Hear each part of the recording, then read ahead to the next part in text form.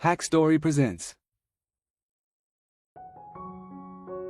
Wala nang mas hihigit pa sa lupit ng isang ina na handang gawin ng lahat para sa kanyang anak. Ngunit wala ring hihigit sa kapangyarihan ng salapi na kayang baluktutin ang katotohanan. Sa gabing ito, sa ilalim ng malakas na bagyo, tinapos ng tadhanang pagiging martir ni Elisa. Makikita si Elisa, basang-basa sa ulan, putika ng tuhod at ang kanyang paa. Nakakapit siya ng mahigpit sa rehas ng dambuhalang gate ng mansyon. Nanginginig siya hindi dahil sa lamig, kung hindi dahil sa matinding galit at takot. Aurora! Lumabas ka dyan! Hindi mo pwedeng gawin to! Ibalik mo ang anak ko! Leo! Leo, naririnig mo ba si Mama? Sa kabilang panig ng gate, makikita ang malawak na hardin. Tumatakbong batang si Leo, 5 taong gulang, papalapit sa gate habang umiiyak. Hinahabol siya ng 2 security guard at isang yaya. Mama! Mama, sasama po ako sa'yo! Leo! Huwag kayong humarang! Anak ko yan! Buksan niyo ang gate! Parang awa niyo na! Biglang bumukas ang maliit na pinto ng gate. Lumabas si Doña Aurora. Nakapayong siya na hawak ng isang driver. Tuyo ang kanyang mamahaling damit. Punong-puno ng alahas ang liig at nakatingin siya kay Elisa na parabang isang basahan habang nasa likod siya ng manong guard. Manong, hindi ba't sinabi ko na sa inyo na huwag papapasukin ang basurang ito sa subdivision? Bakit nakakabala pa siya sa gabi ko? Wala kang karapatan, Aurora! Ako ang ina! Ako ang nagluwal kay Leo! Paano mo nagawang bayaran ng judge para makuha ang custody? Sinungaling ka! Sa mundong ito, ang hustisya ay para lamang sa may kayang magbayad nito. Tingnan mo ang sarili mo. Wala kang trabaho, wala kang bahay. At ngayon, gumagawa ka ng iskandalo sa gitna ng bagyo. Sa tingin mo ba, hahayaan ng korte na lumaki ang nag-iisang tagapagmana ng Montecielo sa piling ng isang babaeng emosyonal at walang pera? Ikaw ang dahilan kung bakit nawala ang lahat sa akin! Pinalayas mo ko! Siniraan mo ko sa mga kumpanyang ina-applyan ko! Dahil hindi ka nababagay sa apelyido ng apo ko. Ginagawa ko lang ito para kay Leo. Ayokong lumaki siyang mahina at walang silbi tulad mo! Sa likuran, nahuli ng mga guard si Leo. Binuhat ito ng yaya, pabalik sa mansyon habang nagpupumiklas ang bata. Mama! Mama, tulungan mo ko! Leo! Mama! Leo! Wag! Aurora! Aurora, maawa ka naman! Siya na lang ang meron ako. Kahit alila, tatanggapin ko. Hayaan mo lang akong makasama ang anak ko. Lumuluhod ako sa'yo. Lumuhod si Elisa sa putikan. Yumuko siya sa paanan ni Doña Aurora. Nagmamakaawa. Nakakaawa ka. Pero hindi awang kailangan ng apo ko, kundi kinabukasan. At wala kang maibibigay na kinabukasan sa kanya. Agad na inutusan ng Donya ang mga gwardya sa likuran niya. Ilabas niyo siya dito. At kapag bumalik siya, tumawag kayo ng pulis. Sabihin niyo may nababaliw na nanggugulo dito. Ipakita niyo ang restraining order. Hindi kita mapapatawad. Tandaan mo to, Aurora. Papawiin ko siya. Babalik ako at pagbabayaran mong lahat. Bawat luhang pumatak sa anak ko. Hihintayin ko yan kung may matitira pang katinuan sa utak mo. Tumalikod si Aurora at pumasok sa gate. Isinara ng mga guard ng padabog sa mukha ni Elisa. Naiwan siyang nakadapa sa kalsada habang patuloy ang malakas na buhos ng ulan. Sa gabing yun, hindi lang ang puso ng babae ang nadurog. Kasabay ng pagsara ng bakal na gate, nagsara na rin ang kanyang pag-asa sa patas na laban. Ang sigaw ng kanyang anak, ang huling narinig niya bago tuluyang nagdilim ang kanyang paningin at bumagsak siya sa semento dahil sa pagod at gutom. Lilipas ang ilang buwan, makikita si Elisa sa loob ng isang maliit at puting kwarto. Payat na payat siya, tulala at nakatingin lang sa bintana na may rehas. Suot niya ang puting damit ng mga pasyente. Dinala si Elisa sa isang pampublikong mental institution matapos siyang matagpuan sa kalsada na nagsasalita mag-isa at hinahanap si Leo. Ginamit ni Doña Aurora ang koneksyon niya para siguraduhin dito siya babagsak sa lugar kung saan walang maniniwala sa kanya. Bumukas ang pinto. Pumasok si Nurse Mila. May dalang tray ng pagkain na mukhang hindi masarap. Padabog niyang inilapag ito sa mesa. Hoy, Elisa, kumain ka na at huwag mo kaming bigyan ng problema ngayong araw. May bisita ka. Hindi kumalaw si Elisa at nanatili siyang nakatulala. Bingi ka ba? Sabi ko may bisita ka. Ang swerte mo nga eh. Mayaman ang dumadalaw sa'yo. Kung ako sa'yo, magpapakabait ako. Pumasok si Doña Aurora. Elegante pa rin. Amoy mamahaling pabango na umaalingasaw sa mapanghing kwarto. Nagtakip siya ng ilong gamit ang panyo. Iwan mo muna kami, nurse. Sige po, Donya. Tawagin niyo lang po ako kapag nanakit siya. Lumabas ang nurse. Naiwan ang dalawa. Dahan-dahang lumingon si Elisa at nang makita niya si Aurora, nagkaroon ng apoy sa kanyang mga mata. Pero nananatili siyang nakaupo. Natuto na siya. Alam niyang kapag nagwala siya, tuturukan siya ng pampakalma at lalong hindi siya makakalabas. Anong ginagawa mo dito? Nandito ka ba? Para siguraduhin baliw na talaga ako? Nandito ako para ibigay ang update tungkol kay Leo. Aalis na kami papuntang Europe bukas. Doon na siya mag-aaral at hindi na siya babalik ng Pilipinas hanggat hindi siya ganap na binata. Ilalayo mo siya? Para tuluyan niya akong makalimutan? Hindi lang yon. Gusto kong burahin ang anumang bakas mo sa pagkatao niya. Pinalitan ko na ang apelyedo niya at isa na siyang legal na Montesielo. Wala nang Cortez sa pangalan niya. At sinabi ko sa kanya, napatay ka na. Parang sinaksak si Elisa sa kanyang puso. Tumayo siya ng mabilis, akmang susugurin si Aurora. Pero huminto siya. Nang makita niya ang ngiti sa labi ng matanda, alam niyang hinihintay lang ni Aurora na magwala siya. Sinabi mo sa anak ko na patay na ako. Mas madali yun para sa kanya. Kesa malaman niyang may nanay siyang nasa mental hospital. Isang baliw, isang kahihiyan. Ginawa ko lang ang tama, Elisa. Magpasalamat ka pa nga dahil binayaran ko ang special treatment mo dito para hindi ka nila pabayaan. Hindi ako baliw, Aurora. At alam mo yan. Ginawa mo lang akong baliw sa paningin ng iba. Pero nagkakamali ka. Sa bawat araw na nandito ako, hindi ako nawawala sa sarili. At sa halip, lalo lang akong nagigising. Mangarap ka hanggat gusto mo. Diyan ka naman magaling. Pero habang nandito ka sa kulungang ito, si Leo'y magiging isang tunay na hari sa ilalim ng pangangalaga ko. Paalam, Elisa.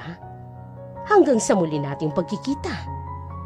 Lumabas si Aurora at naiwan si Elisa na nakatayo. Sa halip na umiyak o magwala, isang nakakatakot na katahimikan ang bumalot sa kanya. Kinuha niyang pagkain ng tray at sinimulan niyang kumain ng mabilis. Kailangan niyang lumakas. Kailangan niyang mabuhay. Itinuring mo akong patay? Pwes, mamamatay nga ang dating Elisa. Pero ang ipapanganak mula sa libingan, ito ang wawasak sa'yo. Sa loob ng 2 taon, nagbago ang ihip ng hangin. Hindi naging pasaway si Elisa. Sinunod niya ang lahat ng utos ng doktor at ininom niya ang mga gamot o minsay itinatapon kapag hindi nakatingin ang nurse para manatiling malinaw ang kanyang isip. Nagbasa siya ng mga libro na donasyon ng library ng ospital, mga libro tungkol sa negosyo, batas at psikolohiya. Nakaupo si Elisa sa isang bench sa garden at maayos ang kanyang itsura. Nagbabasa siya ng dyaryo. Lumapit si Dr. Reyes, ang head psychiatrist. Magandang umaga, Elisa. Nakita ko ang progress report mo. Napakaganda. Wala nang episode ng hysteria sa loob ng 6 na buwan. Salamat ho, Doc. Narealize ko na kailangan kong tanggapin ang realidad para makapag-move on. Gusto ko nang magbagong buhay. Masaya ako para sa'yo. Sa katunayan, pinirmahan ko na ang release papers mo. Pwede ka nang lumabas ngayong linggo. Pero Elisa, may dapat kang malaman. Ang pamilya ng asawa mo, si Doña Aurora, itinigil na ang pagpapadala ng pondo para sa maintenance mo. 6 na buwan ang nakararaan. Akala nila, di ka na makalalabas dito. Inaasahan ko na yan, Doc. Ang akala nila, mabubulok na ako dito habang buhay. Pero salamat sa tulong mo. May isang foundation na naghahanap ng mga scholars para sa exchange program sa trabaho sa Amerika. Nakita nila ang credentials mo bago ka mag-asawa. Cum laude ka sa accountancy, tama ba? Opo, Doc. Inirekomenda kita. Kailangan mo ng bagong kapaligiran na malayo sa alaala dito. Ang head ng foundation ay si Mr. Arthur Vance at nasa Manila siya ngayon. Gusto kanyang makausap.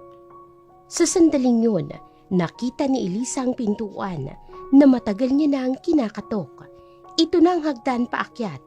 Ito ang paraan para magkaroon siya ng kapangyarihan. Kakausapin ko siya, Doc. Handa na akong umalis. Humarap si Elisa kay Arthur Vance, isang Amerikanong nasa edad 60, mukhang istrikto pero matalino. Binasa nito ang files ni Elisa. Mrs. Elisa Cortez, galing ka sa mental institution at ang kalaban mo ay ang mga Montesielo. Isang malaking sugal ang kunin ka. Bakit kita tatanggapin sa kumpanya ko sa New York? Dahil wala nang mawawala sa akin, Mr. Vance. Ang taong walang takot na mawalan ay ang pinakamapanganib at pinakamasipag na empleyado na makukuha nyo. Alam ko ang pasikot-sikot ng finance. Alam ko kung paano nagtatago ng yaman ng mga mayayaman dito sa Pilipinas. Dahil nakita ko kung paano to gawin ng biyanan ko. Anong plano mo? Gusto kong matuto sa inyo. Gusto kong palaguin ang pera nyo at kapalit nito. Gusto ko ng proteksyon at resources para balang araw, mabili ko ang kalayaan ng anak ko. Gusto ko ang tapang mo. Hindi ka humihingi ng awa. Humihingi ka ng armas. Sige, Elisa. Sumama ka sa akin sa New York. Pero tandaan mo, sa negosyo, bawal ang emosyon. Matagal lang namatay ang emosyon ko, sir. Paghihiganti na lang ang nais ko. Dinala si Elisa sa New York. Doon, hindi siya nagpahinga. Nagtrabaho siya ng 18 oras araw-araw. Nag-aral siya ng advanced finance. Natuto siyang magmanipula ng stock market. At nakita ni Arthur ang kanyang galing at itinuring siyang parang tunay na anak. Lumipas ang 15 taon. Namatay si Arthur at ipinamanang malaking bahagi ng kumpanya kay Elisa dahil sa kanyang katapatan at sa kanyang galing. Nakatalikod ang isang babae, nakatingin sa city lights ng New York. Ang kanyang buhok ay maiksi at modern. Ang suot niya ay isang pulang power suit na sumisimbolo ng kanyang kapangyarihan. Siya na ngayon si Madame Ilara. Pumasok ang kanyang assistant na si Jessica. Madam Ilara, nakuha ko na po ang latest report mula sa Pilipinas. Tama pong hinala ninyo. Ang Montesielo Group po ay nasa bingit na ng bankruptcy. Naghahanap po si Doña Aurora ng investor para sa ikasasalba ng kumpanya. Gaano kalaki ang utang nila? Bilyon-bilyon. At ang apo niya, si Leo Montesielo. Siya ang ginawang executive vice president. para akuin ang sisi. Kapag bumagsak ang kumpanya, ginagawa siyang scapegoat ng sarili niyang lola. Naikuyom ang kamao ni Elara. Nabasag ang steam ng wine glass na hawak niya. Tumulo ang alak sa kamay niya na parang dugo, pero hindi siya nasaktan. Hindi nagbago si Aurora. Ginagamit niyo pa rin ang anak ko. Madam, may dugo po. Wala ito, Jessica. Ihanda mo ang private jet at uuwi na tayo. Sigurado po kayo? Kapag bumalik kayo doon, bubuksan niyo ulit ang mga sugat ng nakaraan. Ang sugat na hindi naghihilom ay kailangan buksan at linisan para gumaling. Hindi ako babalik para umiyak. Babalik ako para maningil. Bilhin mo ang lahat ng outstanding loans ng Monticello Group sa mga bangko. Bukas, ako na ang may-ari ng utang nila. Masusunod, madam. Humanda ka, Aurora. Ang baliw na itinapon mo ay babalik bilang bangungot mo. Sa gabing yun, lumipad ang eroplano ni Madam Elara pabalik ng Pilipinas. Baon niya ang yaman, talino at isang pusong tumikas sa hirap. Tapos na ang pagdadalamhati. Oras na ng pagtutuos. Tensyonado ang paligid. Ang opisina ay may malawak at puno ng antik na kasangkapan. Pero magulo ang mesa ni Doña Aurora. Nagkalat ang mga papel. Nasa tapat niya si Leo, nakatayo, habang si Aurora ay pabalik-balik ng lakad.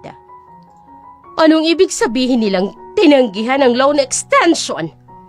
Tinawagan mo na ba si Mr. Tan? Sinabi mo na bang ako ang tumatawag? Ako si Aurora Monticello. Hindi nila ako pwedeng tanggihan. Lola, 10 beses ko na silang tinawagan.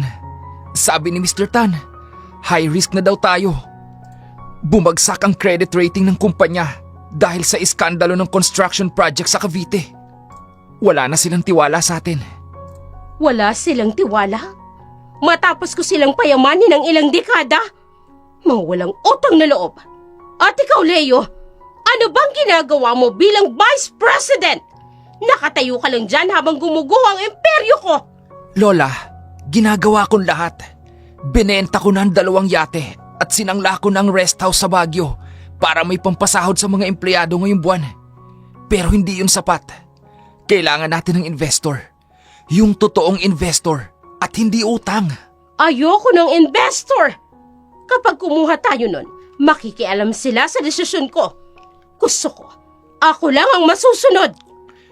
Lola, kung hindi tayo kukuha ng partner, bukas na bukas din, magsasara ang 3 mall natin. Mawawalan ng trabaho ang 5,000 tao at ang mansyon. Kukunin na ng bangko ang mansyon. Ang mansyon? Hindi. Hindi pwede!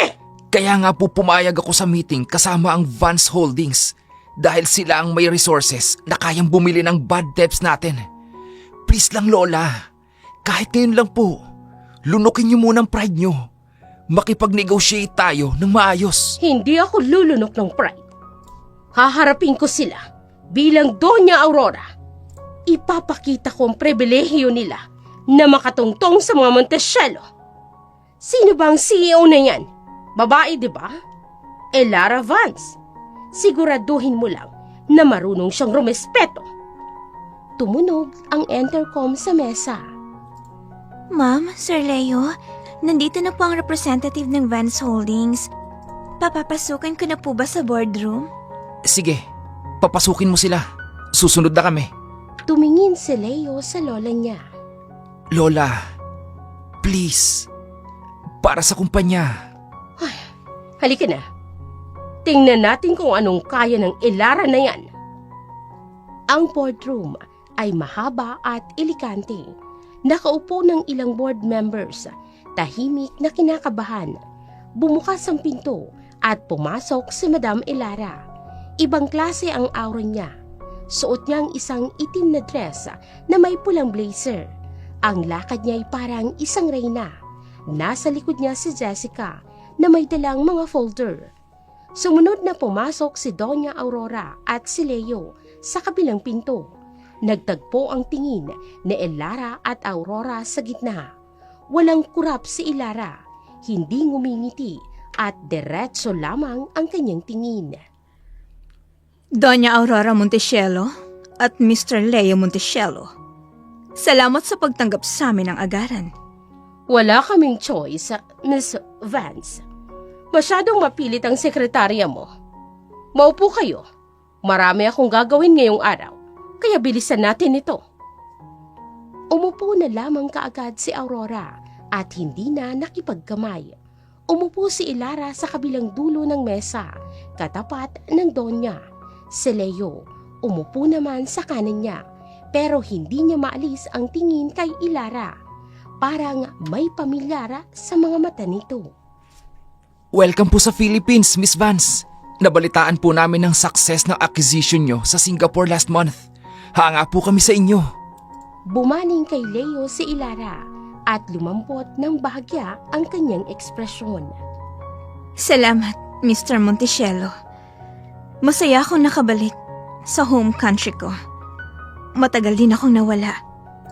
Sumingit agad si Aurora. Pilipino ka? Bakit Vance ang apelyido mo? Asawa ng foreigner? Kaya pala may puhunan. Sumagot ng mataray si Jessica para kay Ilara. Excuse me po, Doña Aurora. Madam Ilara, ay ang nag-iisang tagapagmana ni Sir Arthur Vance. Dahil sa kanyang galing sa business, not just marriage, she doubled the company assets in 5 years. Inira pa naman ni Aurora si Jessica. Hindi ikaw ang kausap ko, iha. So, Miss Vance, magkano ang i-offer mo para sa 20% ng kumpanya ko? Siguraduhin mong tamang presyo dahil maraming investors ang nag-aagawan sa amin. Tumawa ng mahina si Ilara, isang tawang nakakainis para kay Aurora. Nag-aagawan? Doña Aurora, nabasa ko ang financial statements ninyo. Walang nag-aagawan sa isang barkong lumulubog. Tinanggihan kayo ng 3 major banks kahapon. Ang suppliers niyo, nagpadala na ng demand letter. How dare you! Confidential information yan! Sa negosyo, information is power. At nandito ako hindi para bumili ng 20%. Kung ganun, ano gusto mo? 30? Sige, pag-usapan natin. Gusto ko ng 51%. Majority stake. Controlling interest. Ibig sabihin, ako ang magdidesisyon at kayo. Kayo ay susunod. Natahimik ang buong kwarto.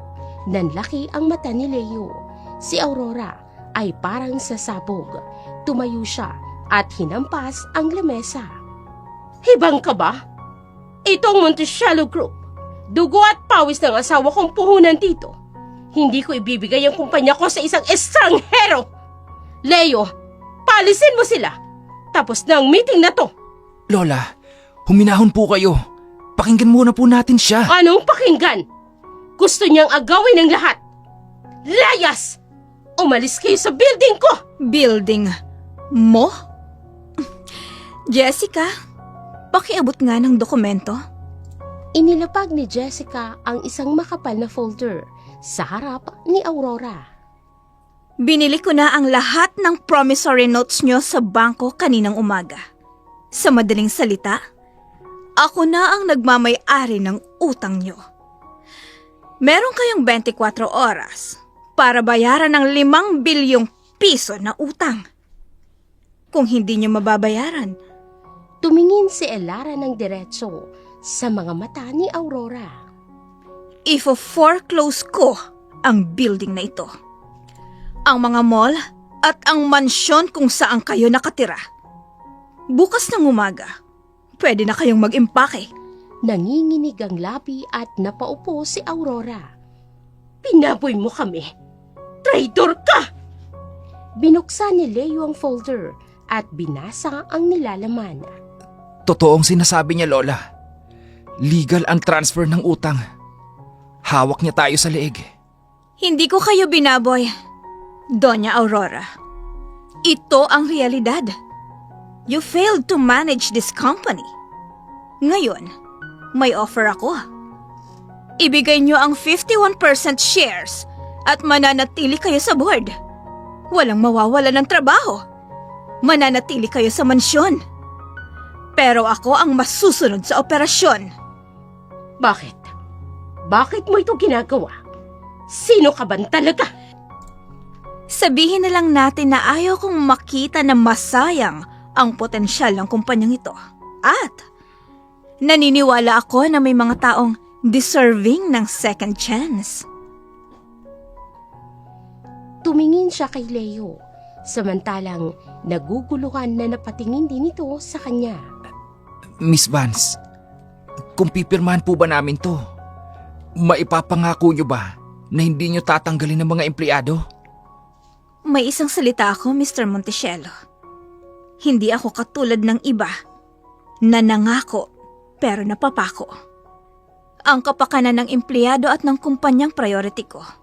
Napabulong si Aurora. Wala na akong mukhang ihaharap sa mga kaibigan ko. Magiging tauhan na lang ako. Lola, isipin nyo mansyon. Isipin nyo ko. Wala tayong 5 bilyon. Matagal bago gumalaw si Aurora. Nanginginig ang kamay na kinuha niyang ballpen habang pumipirma siya. Nakangiti ng palihim si Elara. Ito na ang hunang hiwa sa kanyang paghihiganti. Wise decision, Doña Aurora. Welcome to the new Montechello Group. Pagkatapos ng meeting sa elevator lobby, naglalakad palabas si Elara at Jessica. Hinabol sila ni Leo. Miss Vance, sandali lang po. Huminto si Elara. Humarap siya. Pinigilan niyang sarili na yakapin ang kanyang anak. Ang laki na nito, ang gwapo, pero ang lungkot ng mga mata. Yes, Mr. Montechello. May problema ba sa kontrata? Wala po. Gusto ko lang magpasalamat. Alam ko po, harsh yung approach nyo kanina. Pero, kailangan nyo ng lola ko. Masyado na siyang nalunod sa kapangyarihan niya. Kayo lang ang nakagawa nun sa kanya. Kayo lang ang nakapagpatahimik sa kanya. Minsan, kailangan ng matapang na gamot para sa malalang sakit. Leo, pwede ba kitang tawaging Leo? Oo naman po. Leo na lang. Alam mo, Leo, kanina habang nasa meeting, napansin ko na ikaw ang nagtatanggol sa kanya kahit na sinisigawan kanya. Bakit? Siya na lang ang pamilya ko. Ang sabi niya, iniwan ako ng nanay ko noong bata pa ako. Baliw daw ang mama ko. Muntik na daw niya akong patayin. Kaya kahit mahirap pakisamahan si Lola, utang ko pa rin po sa kanyang buhay ko. Nanikip ang dibdib ni Elara. Gusto niyang sumigaw. Hindi totoo yan, pero kumalma siya. Naniniwala ka ba doon? Nabaliw ang nanay mo? Hindi ko alam. Wala po akong maalala eh. Pero bakit naman po magsisinungaling ang sarili kong lola tungkol sa ganung bagay? Sa mundo ng negosyo at sa buhay, Leo, matututunan mo na ang katotohanan ay may maraming mukha. Depende kung sino ang nagkukwento. Payo lang, huwag kang basta maniniwala sa sabi-sabi. Minsan ang inaakala mong kakampi, siya pala ang may hawak ng patalim. At ang inaakala mong baliw, siya pala ang pinakanasaktan. Ang lalim naman po nun. Parang may pinanghuhugutan po kayo. Lahat tayo may pinanghuhugutan, Leo. Sige na, bumalik ka na sa lola mo. Kailangan ka niya ngayon. Magkikita tayo bukas. Marami tayong babaguhin sa kumpanya. Pumasok si Elara sa elevator. Habang papasara ang pinto, nakita niyang nakatingin si Leo sa kanya. Tila nag-iisip. Hapon. Sa loob ng kotse ni Elara, tahimik sa kotse, nakatingin si Elara sa bintana at pinagmamasdan ang Maynila. Madam, okay lang po ba kayo?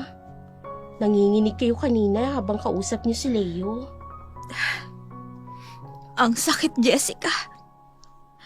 Ang sakit marinig mula sa sarili kong anak na ang tingin niya sa akin ay baliw na muntik pumatay sa kanya. Napakagaling ni Aurora. Nilaso niyang utak ng anak ko. Pero nakita niyo naman po, mabait si Leo. Magalang siya.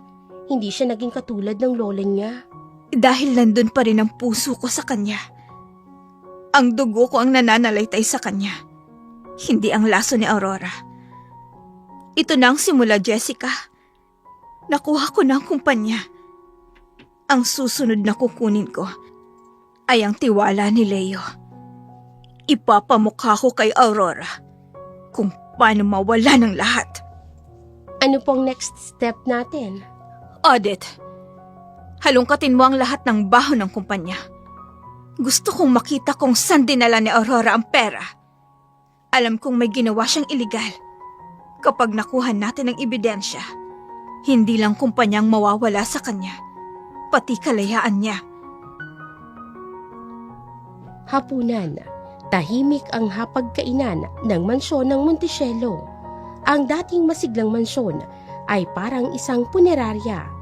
Kumakain si Aurora at Leo. Si Aurora, halatang wala sa sarili. Biglang nagsalita si Aurora. Ang boses nito ay puno ng hinanakit. Ang babaeng yun, may kakaiba sa kanya. Hindi ko ma-explain, Leo. Yung tingin niya kanina, parang kilala niya ako. Parang kinamumuhian niya ako. Lola, baka imagination nyo lang po yan. Stress lang yan. Negosyante siya. Trabaho lang ang ginagawa niya. Hindi. Iba ang kutob ko. Baka pinadala siya ng mga kaaway ko sa politika. O baka pakana ito ng mga dating empleyado na tinanggal ko. Lola, tama na po yan. Kumain na lang tayo. Ang mahalaga po, na-save ang company. Na-save? Ninakaw, Leo. Ninakaw niya. Pero hindi ako papayag. Hahanapan ko siya ng butas. Aalamin ko kung sino ba talaga si Elara Vance na yan. Papaimbestigahan ko siya. Kapag nalaman kong peke siya, ipapakulong ko siya. Napabuntong hininga si Leo at ibinaba ang kutsara. Pwede ba, Lola? Siya na nga ang tumulong sa atin. Siya pa ang ipakukulong nyo. Bakit ba lahat ng tao inaaway nyo? Pati ba naman yung tumulong sa atin, gagawan nyo na masama? Nagulat ang ginang sa sinabi ng binata. Abat, sinasagot-sagot mo na ako? Dahil ba to sa impluwensya ng babaeng yun? Ilang beses mo pa lang siyang nakakausap. Kumakampi ka na sa kanya. Hindi ho ako kumakampi. Lola, pagod na ako. Pagod na ako sa away. Pagod na ako sa pagmamanipulan nyo sa lahat. Aakit na ako. Nawala na ako ng gana. Tumayo si Leo at iniwan ng lola niya sa mahabang mesa. Naiwan si Doña Aurora na mag-isa at nakatingin sa kawalan. Lahat kayo, iiwan ako. Pero hindi. Hindi ako papayag. Akin si Leo. Akin ang kumpanya. Walang pwedeng umagaw sa akin ito. Kahit sino ka pa, Elara Vance, wawasakin kita! Nakaupo si Elara sa swivel chair sa dating opisina ni Aurora. Malinis ang mesa niya, hindi katulad ng kay Aurora. Nasa harap niya si Leo. Nag-uusap sila tungkol sa sales report. Iba na ang aura ni Leo. Mas mukha siyang inspirado na magtrabaho. Tingnan mo to, Leo. Simula nang baguhin natin ang supplier policy, tumaas ang profit margin ng 15%. Ito ang sinasabi ko sa iyo. Hindi kailangang mandaya para kumita. Integrity is the best business strategy. Iniabot ni Lara ang isang graph kay Leo. Namangha naman ang binata. Tama po kayo, Miss Elara. Dati, laging sinasabi ni Lola na kailangan nating ipitin ang mga supplier para makamura. Pero nung binayaran natin sila ng tama, mas gumanda ang quality ng produkto nila. Bakit kaya hindi ito naisip ni Lola noon? Dahil ang lola mo ay nakatingin lang sa kaba ng yaman, hindi sa mga tao. Leo, may gusto akong itanong. Sa loob ba ng ilang taon mong pagiging vice president, May access ka ba sa bank accounts ng Monticello Charity Foundation? Sa Charity Foundation po? Wala po. Ang sabi ni Lola, siya na daw pong bahala ron. Personal project niya raw po yun para sa mga batang ulila. Bakit po? Napakunot ang noo ni Leo habang sumeryoso naman ang mukha ni Ilara. Personal project? O personal wallet? Jessica, pumasok ka. Pumasok si Jessica. May dalang makapal na folder at isang USB. Ibinigay niya ito kay Leo. Sir Leo, ito po ang forensic audit na ipinagawa ni Madam Ilara sa lahat ng subsidiary ng Monticello Group. Pakibasa po ang page 15. Binuksan ng binata ang folder at binasa ng tahimik. Teka, 50 million pesos? Donation to Aurora's Angels Orphanage? Pero, Jessica, pinuntahan kong orphanage na yan last year. Maliit lang yun. Walang 50 million peso facility dun. Dahil wala naman talagang donation, Leo. Tingnan mo kung saan galing ang pera at kung saan napunta. Naipagsak ni Leo ang bank trail. Nag-withdraw ng cash? Deposited to AM private accounts? AM? Aurora Monticello? Yes, sir. Ginagamit ng lola niyong charity foundation para ilaunder ang pera ng kumpanya papunta sa sarili niyang bulsa. Tax-free pa dahil kunwari charity. Hindi to totoo. Magnanakaw ang lola ko sa sarili niyang company. Pero bakit? Ang sabi niya para sa akin ang lahat ng ginagawa niya. Nanginginig ang kamay na nabitawan ni Leo ang folder. Tumayo at lumapit naman si Ilara. Ginagawa niya yon para sa luho niya, Leo. Para sa mga sugal, sa mga alahas, at para bayaran ng mga taong may hawak ng baho niya. Ginamit ka niya. Ikaw ang nakapirma sa board resolution na nag-a-approve ng pondo sa charity, di ba? Oo, pinapirma niya ako. Sabi niya, formality lang. Kapag nabuko ito ng BIR at ng SEC, sinong makukulong? Hindi siya. Ikaw, dahil pirma mo ang nandun. Napatayo sa galit ang binata. Papatahin niya ako. Ang sarili ko, Lola. Isinubo ako sa apoy. Ngayon, nakikita mo na kung sino siya talaga. Pero Leo, pera lang yan. May mas malala pa siyang ginawa kesa sa pagnanakaw.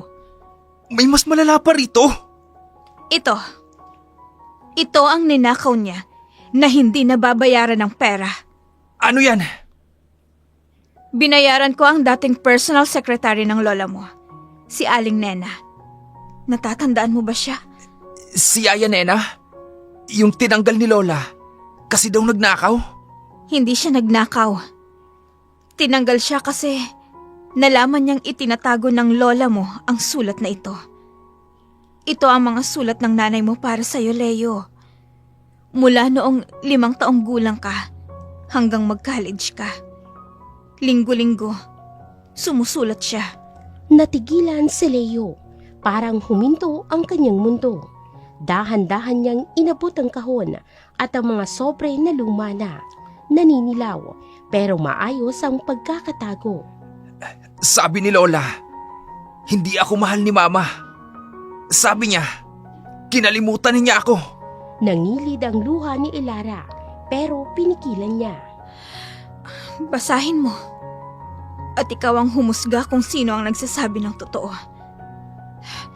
Iiwan mo na kita dito. Sinenyasan ni Ilara sa Jessica na lumabas.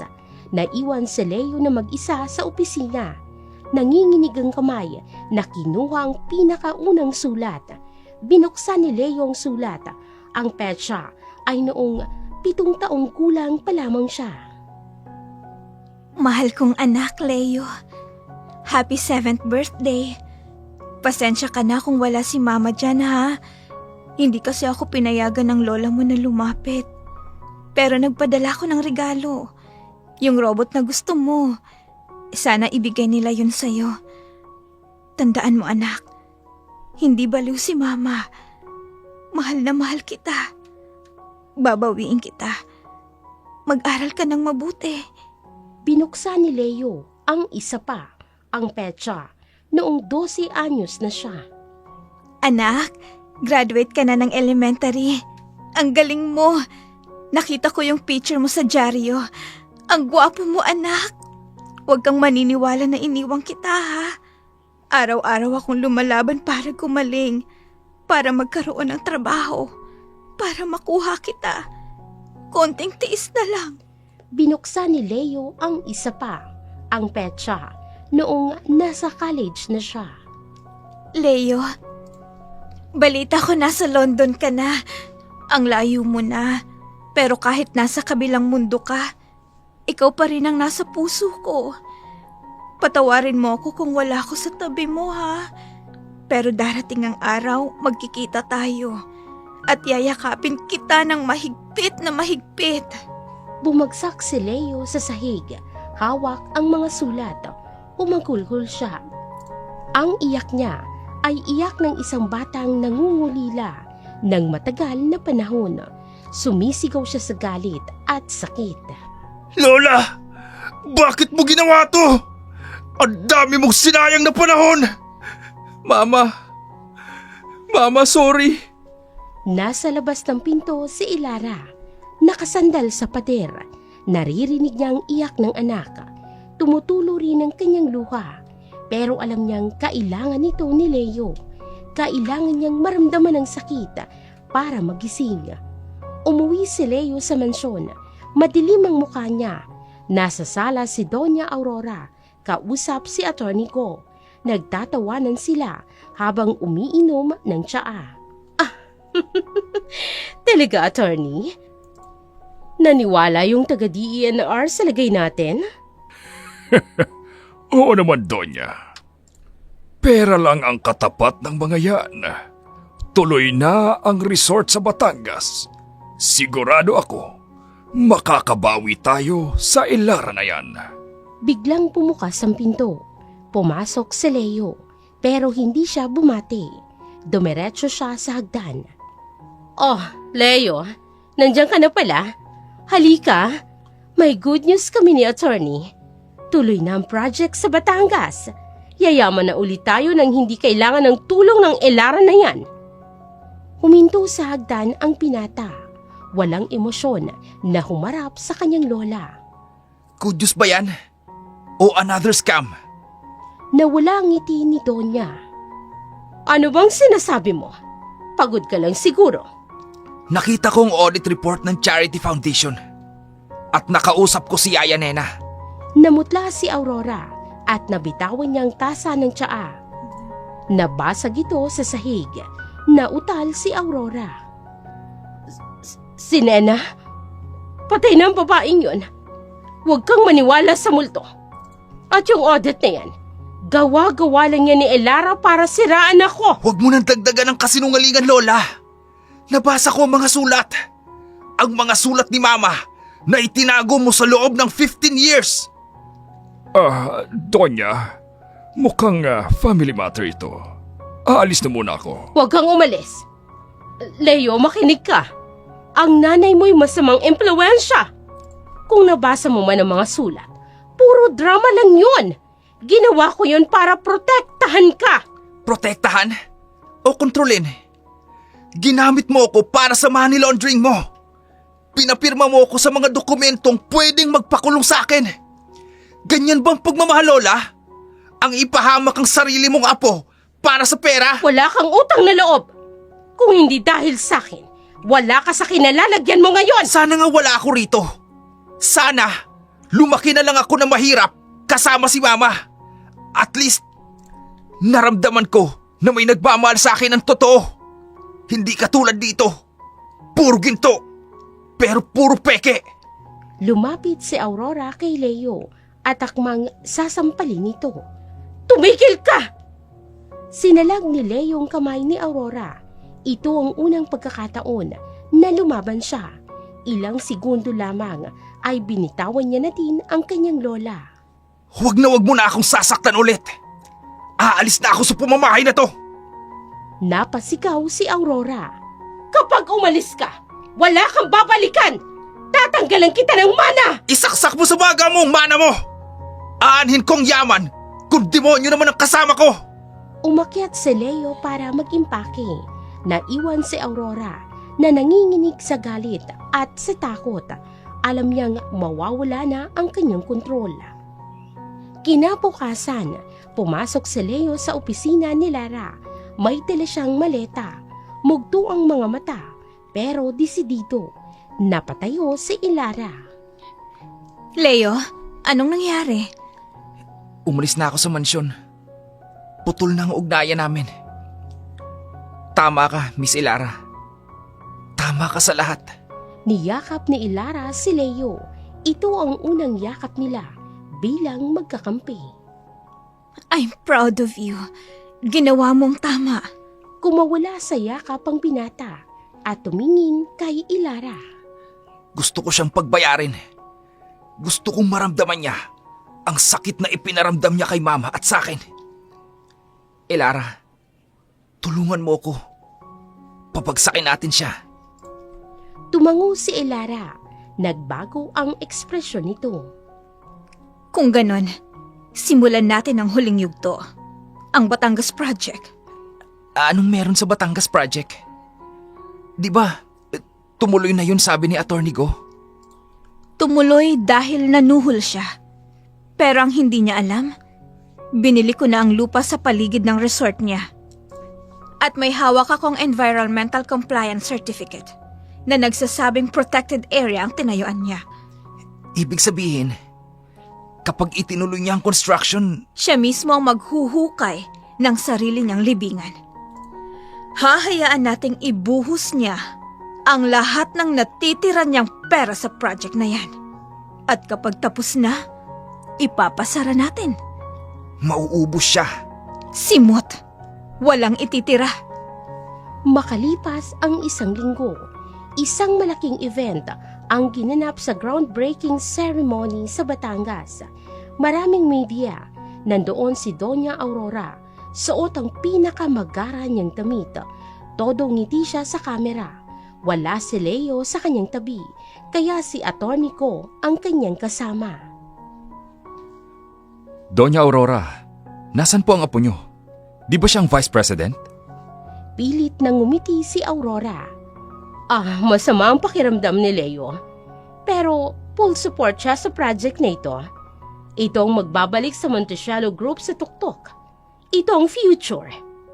Sa di kalayuan, nakasakay sa isang tented na van sina Ilara at Leo. Pinapanood nilang event sa isang monitor. Ang galing niyang umarte. Parang walang nangyari. Enjoyin niya kamo ang huling spotlight. Dahil mamaya, dadating ang bagyo. Biglang dumating ang mga sasakyan ng DENR at NBI. Bumaba ang mga ahente na may dalang cease and desist order. O anong nangyayari dito? Sino kayo? Doña Aurora Montesiano, may court order kami para itigil ang construction na ito. At may warrant of arrest din kayo para sa bribery at violation ng environmental laws. Nagkagulo ang mga media. Nag-flash ang mga kamera. Warrant? Hindi totoo yan. Attorney, gawan mo ng paraan. Nagpanik ang Donya habang napaatras naman si Attorney Ko. Sorry, Doña. Masyadong mabigat ang kaso. Ayokong madamay. Alis na ako. Attorney, bumalik ka rito! Binabayaran kita! Iniwan siya ng lahat. Pinalibutan siya ng media. Sa gitna ng gulo, nakita ni Aurora ang van sa malayo. Pagbukas ng bintana, nakita niya si Ilara at si Leo na magkatabi at nakatingin. Sumigaw siya. Leo! Ilara! Kayo ang may gawa nito! Mga traidor! Let's go, Jessica. Tapos na ang palabas. Saan tayo pupunta? Sa bahay. Sa totoo mong bahay. Umalis ang van at pinusasan si Doña Aurora. Ito na ang simula ng kanyang tuluyang pagbagsak. Madumi, mainit at masikip ang selda. Nakaupo si Doña Aurora sa isang matigas na bangko. Gusgusi ng kanyang designer dress. Magulo ang buhok. Nasa labas ng reha si Atty. Go. Pinagpapawisan at mukhang gustong tumakas. Hinampas niya ang rehas na bakal. Attorney, ano na? 2 oras na ako dito. Bakit hindi mo pa rin ako nailalabas? Alam mo bang nangangati ako sa lugar na ito? Ang baho! Amoy ihi! Donya, ginagawa ko naman po lahat. Ang kaso, sarado na ang korte. Hindi na tayo aabot sa bail posting ngayon. Bukas na po ng umaga. Bukas? Gusto mong matulog ako dito? Kasamang ang mga kriminal na to? Tawagan mo ang judge! Tawagan mo si Mayor! Sabihin mo ako ito si Aurora Montesielo! Tumingin pa siya sa ibang preso na nakatingin sa kanya ng masama. Tinawagan ko na po sila, Donya. Pero hindi po sila sumasagot. Nanlaki ang mga mata ni Aurora. Anong hindi sumasagot? Blinak na po nila ang number ko. At ang number nyo, mukhang ayaw na nilang madamay sa iskandalo. Kalat na po sa balita ang pag-aresto sa inyo. Trending po kayo sa social media. The Fall of Montesielo, ang hashtag. Mga walang hiya. Matapos ko silang pakainin ng pera ko. At may isa pa pong problema, Donya. Ano na naman? Nag-freeze po ang lahat ng bank accounts nyo. Utos po ng Anti-Money Laundering Council. Wala po tayong cash para sa piyansa bukas. Napahawak sa dibdib si Aurora na para bang hihimatayin. Please, paano ako lalabas? May nagbayad po ng piyansa nyo in advance. Isang anonymous donor. Pero conditional release lang po. Naka-house arrest kayo habang dinidinig ang kaso. Sino? Sinong nagbayad? May natitira pa pala akong kaibigan. Hindi po sinabi ang pangalan. Ang instructions lang. Ihatid kayo pabalik sa mansyon pagkalabas nyo. Mabuti.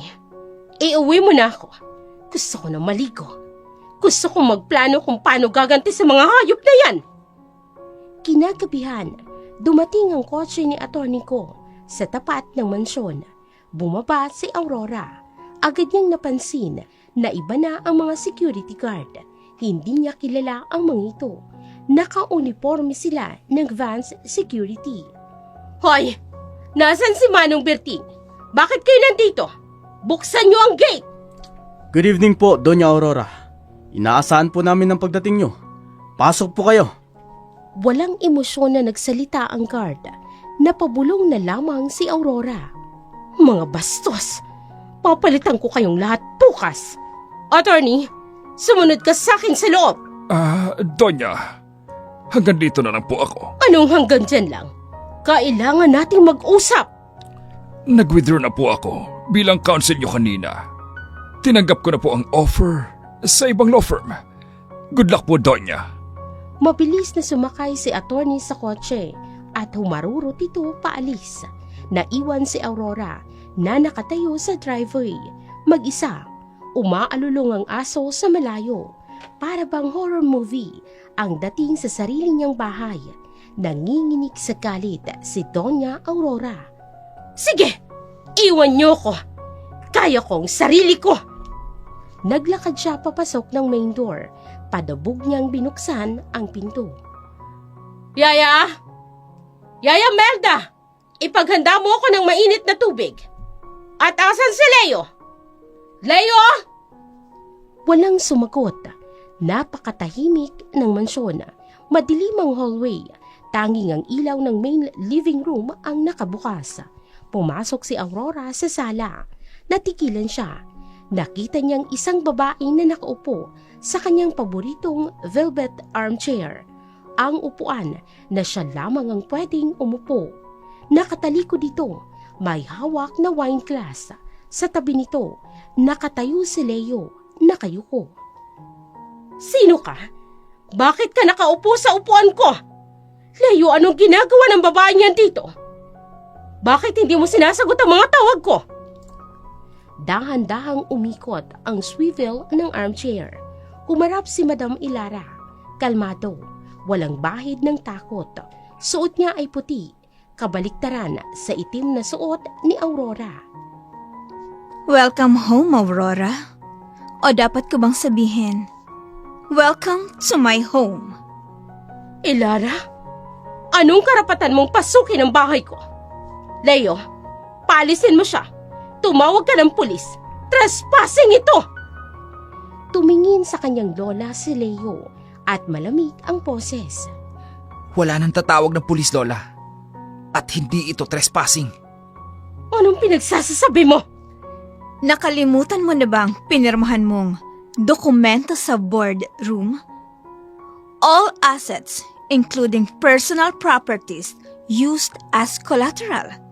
Kasama ang mansyon na ito sa collateral ng utang mo. Dahil hindi ka nakabayad at dahil napatunayan na galing sa nakawang pondo mo, na i-turn over na sa Vance Holdings ang titulo ng lupaing ito kaninang hapon. Umatras si Doña Aurora at napahawak sa pader. Hindi pwede. Akin ito. Dito ako tumanda. Dito lumaki ang asawa ko. At dito mo rin winasak ang buhay ng maraming tao.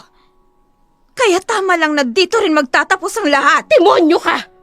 Wala kang alam sa pamilyang ito. Tayuhan ka lang. Bakit bang laki ng galit mo sa akin? Dahil ba tinalo kita sa negosyo? Dinuro ni Aurora si Ilara, pero tinawanan lamang siya ng babae. Negosyo? Aurora, tingin mo ba talaga tungkol lang ito sa pera? Tingnan mo ko! Tingnan mo ko ng mabuti! Lumapit si Ilara hanggang sa magkaharap na sila ng mukha. Inalis niya ang kanyang hikaw. Hinawi niyang buhok sa paraang pamilyar. Wala ka bang naaalala? Ang babaeng lumuhod sa putikan sa labas ng gate na yan 15 taon nang nakaraan? Ang babaeng nagmakaawa sa'yo na huwag kunin ang anak niya? Yung baliw. Yung asawa ng anak ko. Si Elisa! Kumunot ang noo ni Aurora. Pilit na inaalala. Tumahimik ang buong paligid. Tanging ang paghinga lang nila ang naririnig. Ilang segundo lang, umiling-iling siya at tumatawa ng pilit. Hindi, patay na si Elisa. Nabalaw siya at namatay sa mental hospital. Sinabi yun ng doktor. Sinabi ng doktor na binayaran mo. Buhay ako, Aurora. At ako ang nagbayad ng piyensa mo kanina. Nagulat si Aurora. Bakit? Dahil gusto kong makita mo. Gusto kong makita mo. Kung paano ko babawiin ang lahat sa'yo. Nang harapan. Gusto kong makita ng dalawang mata mo kung paano ako nanalo. Sinungaling. Hindi ko si Elisa. Si Elisa ay mahina, iyakin walang silbi. Ikaw ay demonyo. Pinatay mo ang Elisa na yun. Pinatay mo siya nung inagaw mo si Leo. Ang kaharap mo ngayon ay ang multo ng kasalanan mo. Bumaling si Aurora sa kanyang apo at nagpaawa. Leo, apo, huwag kang maniwala sa kanya. Nagpapanggap lang siya. Ginamit ka lang niya. Ako ang lola mo, ako ang nagpalaki sa'yo. Lumapit si Leo sa gitna. Tumingin siya kay Aurora. Pagkatapos ay kay Ilara. Oo, Lola. Ikaw ang nagpalaki sa akin. Pinalaki mo ako sa kasinungalingan. Leo! Nabasa ko ang mga sulat, Lola. Yung mga sulat na itinago mo. Yung mga birthday cards na hindi nakarating sa akin. Yung mga araw na hinihintay ko si Mama sa gate ng school. Tapos sasabihin mo sa akin, nakalimutan niya ako. Pero ang totoo, nasa labas siya. Pinagtabuyan ng mga guard mo. May luhang pumatak sa mga mata ng binata. Ginawa ko yon para sa'yo. Para hindi ka lumaking mahirap. Mas gugustuhin ko pa lumaking mahirap. Basta kasama ko nanay ko. Kesa ang lumaking mayaman. Pero kasama ang isang halimaw. Isang malakas na sampal ang dumapo sa mukha ni Leo mula kay Aurora. Nabigla ang lahat. Walang hiya ka? Matapos kitang bihisan, pakainin at pag-aralin? Yan ang igaganti mo sa akin? Tinatawag mo kong halimaw? Hinawakan ni Elara ang braso ni Aurora ng mahigpit. Huwag na huwag mong sasaktan ang anak ko! Itinulak ni Elara si Aurora. Napaupo ang matanda sa sahig, gusgusin at talunan. Umiiyak na parang bata ang matanda. Akin si Leo! Akin ang bahay na to! Akin ang kumpanya! Hindi niyo pwedeng kunin sa akin ang lahat! Wala nang sayo, Aurora! Pati ang dignidad mo, wala na! Inalalaya ni Elara si Leo habang tinitingala naman ni Aurora ang kanyang apo. Leo, apo, tulungan mo ko. Palayasin mo siya. Di ba mahal mo si Lola? Tumingin si Leo sa kanyang lola nang may awa, pero desidido. Minahal kita, Lola. Pero ang pagmamahal, hindi dapat nananakal.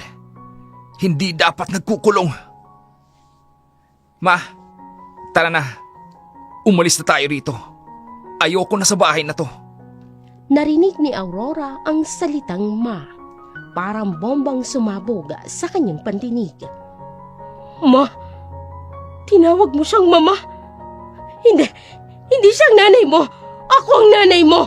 Ako ang lahat sa'yo, Leo! Hinawakan ni Elara ang mukha ni Leo at pinunasan ng luha ng kanyang anak. Oo, anak. Aalis na tayo.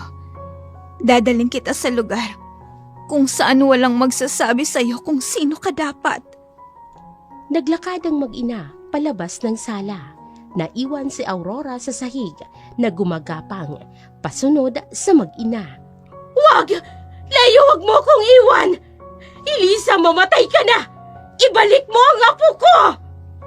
Hindi lumingon si Elara. Hindi lumingon si Leo. Tuloy-tuloy silang lumabas sa main door. Paglabas nila, kahit madilim sa labas, sariwa naman ang hangin. Wala ng ulan, tahimik. Nakahinga ng maluwag si Leo kahit nanginginig pa rin ang kanyang boses. Totoo ba talaga, Ma? Tapos na ang lahat? Tapos na ang paghihirap mo, anak. Saan naman ho tayo pupunta? Wala na akong gamit. Iniwan ko lahat sa loob. Hindi mo kailangan ng mga gamit na galing sa kanya. May bahay ako sa Tagaytay. Simple lang. Pero atin yun. Doon tayo magsisimula. Ma, sorry kung natagalan. Bago kita tinawag na Mama. Kahit hindi mo ako tawagin na mama, basta alam kong ligtas ka, sapat na sa akin yun. Pero, masarap pakinggan. Ulitin mo nga. Niyakap ni Elara si Leo ng mahigpit. Napangiti ng konti ang binata at napaluha. Mama, Tara na, gutom na ako eh. Ipagluluto kita. Sumakay sila sa kotse ni Elara. Habang papaalis ang sasakyan, ang mansyon ay may ilaw pa rin, pero wala ng buhay. Sa loob ng mansyon, naiwan si Doña Aurora sa gitna ng malawak na sala. Nakadapa sa carpet, tahimik na tahimik. Biglang namatay ang ilaw ng chandelier. Tanging ang liwanag ng buwan na mula sa bintana ang nagliliwanag. Tumayo si Aurora na nanginginig at tumingin sa paligid. Yaya, asan ang tubig ko? Buksan niyo ang ilaw, madilim! Walang sumasagot. Nag-i-echo lang ang kanyang boses. Leo, nagtatago ka ba? Lumabas ka dyan. Hindi galit ang lola mo. Laro lang to, hindi ba? Hide and seek. Nagsimulang maglakad-lakad si Aurora sa bahay. Binuksan ang mga pinto.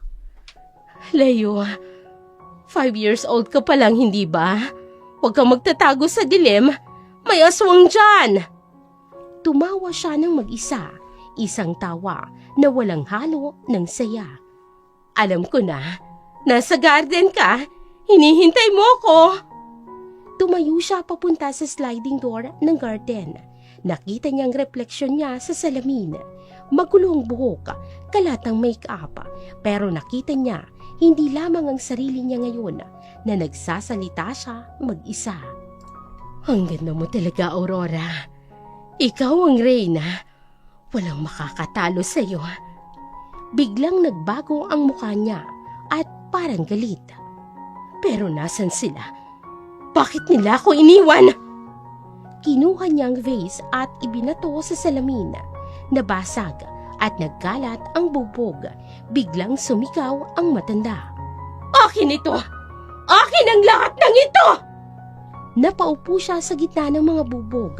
Yakap ang sarili. Bumubulong habang unti-unting nilalamon ng dilim at kabaliwan ang kanyang isipan. Mabalik sila. Hindi nila ako matitiis.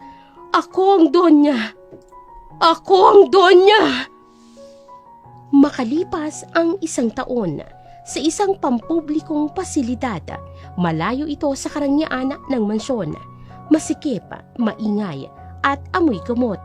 Sa isang sulok, nakaupo si Doña Aurora sa isang lumang silya.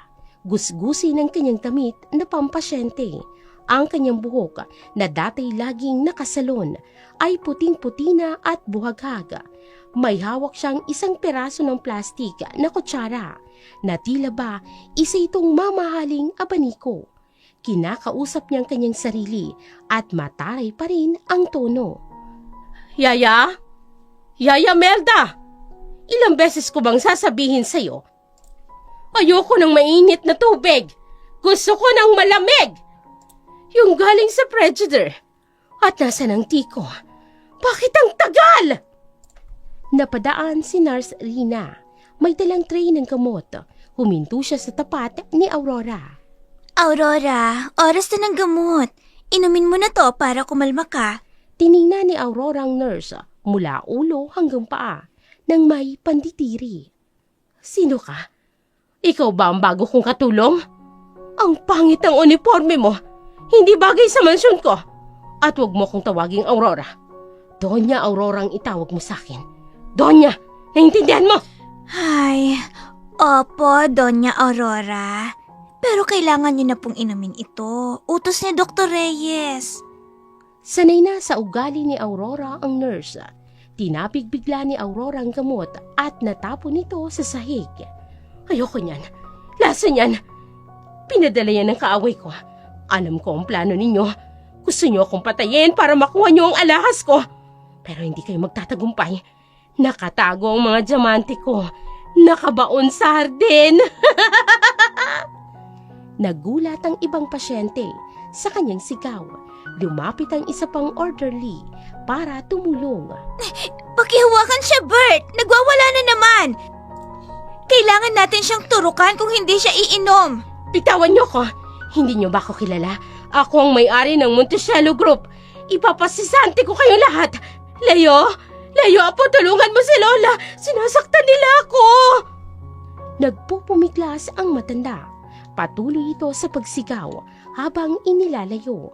Sa kanyang isipan, nasa mansyon pa rin siya at ang mga nurse ay mga rebeldeng katulong. Ito ang kanyang naging mundo. Isang walang katapusang bangungot ng paghihinala at ng takot. Kabaliktaran sa ingay ng mental ward, napakatahimik at payapa ang rest house ni na Ilara. Malamig ang hangin, tanaw ang lawa ng taal. Nakaupo si Elisa sa isang rocking chair. Nagbabasa ng libro. Hindi na siya nagpatawag na Madam Ilara. Dumating si Leo na may dalang tray ng mainit na tsokolate at pandesal. Ma, breakfast muna po tayo. Mainit pa yung tsokolate. Tableya yan, galing sa palengke. Salamat, anak. Ang bango naman. Alam mo ba, nung bata ka pa, ito ang paborito mong merienda kapag umuulan. Talaga po? Wala na akong maalala masyado nung bata ako. Ang natatandaan ko lang, yung lasa ng oatmeal na pinapakain sa akin ni Lola. Walang lasa. Bawal daw ang matamis. Bawal ang masarap. Masyado kang hinigpitan ng lola mo. Gusto niyang maging perpekto ka. Pero ang pagiging bata, dapat masaya, hindi perpekto. Ma, tumawag sa akin si Dr. Reyes kanina. Natigilan si Elisa sa pag-inom. Alam niya kung tungkol saan ito. Kumusta daw siya? Malala na daw. Hindi na siya nakakakilala. Minsan, inaaway niya yung pader. Minsan, umiiyak siya maghapon. Tinatawag yung pangalan ni Papa. At madalas, tinatawag niya ako. Tumahimik si Elisa. Tiningnan niya ang kanyang anak. Nakikita niya ang lungkot at ang awa sa mga mata nito. Gusto mo bang bisitahin ang lola mo? Hindi ko po alam, Ma. Galit ako sa kanya. Galit na galit ako sa ginawa niya sa atin. Sa ninakaw niyang panahon. Pero, kapag naiisip ko na mag-isa lang siya doon, na walang dumadalaw, parang ang bigat sa dibdib. Leo, ang galit ay parang laso na iniinom natin. Pero inaasahan nating mamatay ang kaaway. Kung pupunta ka doon, huwag kang pumunta para sa kanya. Pumunta ka para sa sarili mo. Para sa peace of mind mo. Kung makakatulong yon para tuluyan kang makapag-move on, sige, gawin mo. Hindi po ba kayo magagalit? Hinawakan ni Elisa ang kamay ng kanyang anak. Anak, nanalo na tayo. Kasama na kita. Masaya na ako doon. Wala na akong puwang sa puso ko para sa galit. Ang gusto ko lang, maging malaya ka na rin sa bigat na dinadala mo. Sasamahan niyo po ba ako, Ma? Ito ay sa pagitan yung dalawa. Kailangan mong harapin ang multo ng nakaraan mo nang ikaw lang. Dito lang ako maghihintay. Ipagluluto kita ng paborito mong kare-kare pag-uwi mo. Napangiti si Leo sa sinabi ng kanyang ina. Sige, Ma. Pupuntahan ko siya. Huling beses na to. Hapon na nang tumating si Leo sa ospital. Mabigat ang kanyang pakiramdam. Sinalubong siya ni Dr. Reyes. Leo, mabuti at nakarating ka. Handa ka na bang makita siya? Iba na ang itsura niya kaysa noong huling nakita mo siya sa mansyon. Handa na po ako, Doc. Gusto ko lang magpaalam ng maayos. Dinala si Leo sa isang pribadong kwarto kung saan inilagay si Aurora para sa kanyang pagbisita. Nakaupo si Aurora, nakatitig sa kawalan at payat na ito. Ang mga mata niya ay malalim at walang buhay. Dahan-dahang lumapit si Leo. Lola, Hindi gumalaw si Aurora. Para siyang estatwa. Kaya umupo si Leo sa tapat nito. Lola, si Leo po ito. Ang apo niyo. Dahan-dahang lumingon si Aurora. Tiningnan niya si Leo ng matagal. Kumunot ang noon niya na tila ba may pilit na inaalala. Leo, Opo, ako po. biglang ngumiti si Aurora. Isang ngiti na parang sa bata. Leo, nandito ka na. Saan ka galing? Diba sabi ko sa'yo huwag kang lalabas ng gate. Baka kunin ka ng mga bad guys. Baka kunin ka ng nanay mo. Nasaktan si Leo sa kanyang narinig. Hanggang ngayon, ang takot pa rin kay Elisa ang nasa isip ng kanyang lola. Lola, matagal na yun. Malaki na ako. Kasama ko na si Mama. At mabait siya, Lola.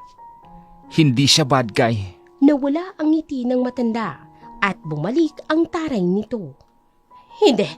Sinungaling ka. Hindi siya mabait. Magnanakaw siya. Gusto niyang nakawin ka sa akin. Pero huwag kang mag-alala, Apo. Hinarang ko ng mga sulat. Hindi ka na niya makakausap. Akin ka lang, di ba? Akin ka lang. Huminga ng malalim ang binata at pinipigilan ang kanyang luha. Hindi ako pag-aari ng kahit sino, Lola. Tao ako. Apo niyo ako. Pero anak din ako ni Elisa. Nasaan ang mansyon? Bakit puti ang pader?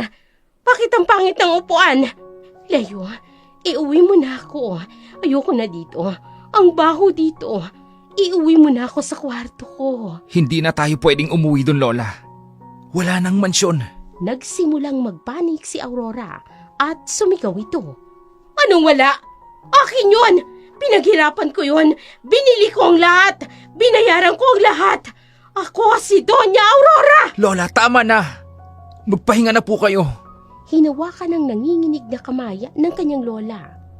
Ngunit bigla itong hinampas ng matanda at galit na galit. Huwag mo kong hawakan! Kung ayaw mo kong iuwi, lumayas ka. Isa kang traitor! Pareho kayo ng nanay mo. Pareho kayong walang utang na loob! Tumayo si Leo. Nakita niya na wala na talagang pag-asang magkausap sila ng matino. Ang lola na nasa harap niya ay kinain na ng sarili niyang kasamaan at ng ambisyon. Kahit ganun, malumanay pa rin ang boses niya para kay Aurora. Lola, pinapatawad na kita. Pinapatawad na kita sa lahat ng ginawa mo sa akin at kay Mama. Hindi dahil deserving ka, kundi dahil ayoko nang dalhin ang bigat na to. Ibalik niyo ang alahas ko. Nasaan ang titulo ng lupa? Attorney? Attorney! Paalam, Lola. Sana mahanap niyo ang kapayapaan dyan sa mundo niyo. Dahil sa totoong mundo, wala na kayong babalikan. Patuloy sa pagsigaw ng mga walang kwentang bagay. Tumalikod si Leo at naglakad palabas ng kwarto. Habang papalayo siya, naririnig pa rin niyang sigaw ni Aurora na naghahanap ng yaman at kapangyarihan. Pagsara ng pinto, natahimik ang paligid. Huminga si Leo ng maluwag. Sa wakas, malaya na siya. Kinabukasan, bumalik sa trabaho si Leo. Ang opisina ay maliwanag, moderno, at puno ng mga empleyadong masaya sa trabaho. Wala na ang takot na dating bumabalot sa kumpanya noon nang si Aurora pa ang kanilang boss. Kausap ni Leo si Jessica. Sir Leo, eto na po ang final papers para sa conversion ng Montesiano Group. Approve na po ng second transition natin to employee-owned cooperative model. Kayo pa rin po ang chairman pero may boses na po ang mga empleyado sa board. Salamat, Jessica. Sigurado akong matutuwa si Mama dito. Ito ang gusto niya, na hindi lang iisang pamilya ang nakikinabang sa kita ng kumpanya. Speaking of Madam Ilara, tumawag siya kanina. Ang sabi niya, huwag daw kayo magpapalipas ng gutom at may pinadala siyang lunch. Itinuro ni Jessica ang isang paper bag sa mesa. Kare-kare, naluto ni Lisa. Napatawa ang binata. Kahit kailan talaga si Mama, CEO na. Pero nanay pa rin kung umasta. Sir, may isa pa po pala. Tungkol sa mansyon. Yung dating bahay niyo. Anong meron? Di ba naka-foreclose na yun dun sa Vance Holdings? Opo, pero may instruction po si Madam Ilara. Gusto niyang i-donate ang lupa at ang structure sa gobyerno. I-donate? Para saan? Gagawin daw itong rehabilitation center para sa mga biktima ng trauma at mental abuse. The Elisa Cortez Center of Healing. Yun po ang ipapangalan. Natigilan si Leo. Napakaganda ng ideya. Ang lugar kung saan sila nasaktan at ang trauma ay magiging lugar ng paghilom para sa iba. Ang galing. Yung lugar kung saan ako kinulong sa takot, magiging lugar para palayain ang iba. Jessica, pakiasikaso agad yan. Gusto ko, next month ang groundbreaking. Yes, sir. Consider it done. Biglang pumasok ang isang sekretarya. Mukhang may dalang mabigat na balita. Sir Leo, sorry po sa abala. May tawag po galing sa ospital. Si Dr. Reyes po, emergency daw. Makalipas ang 3 araw, isang simple at pribadong libing. Umulan ng mahina, parang noong gabing pinalaya si Elisa.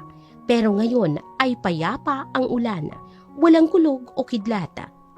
Nakatayo si Leo at Elisa sa harap ng kabaong ni Doña Aurora. Silang dalawa lang, kasama si Jessica at ilang dating empleyado na nakiramay dahil sa respeto kay Leo. Namatay si Doña Aurora sa kanyang pagtulog. Ayon sa mga nurse, bago siya nawala ng hininga, may tinatawag siyang pangalan. Hindi pangalan ng yaman, kung hindi pangalan ng kanyang anak na matagal nang pumanaw, ang ama ni Leo.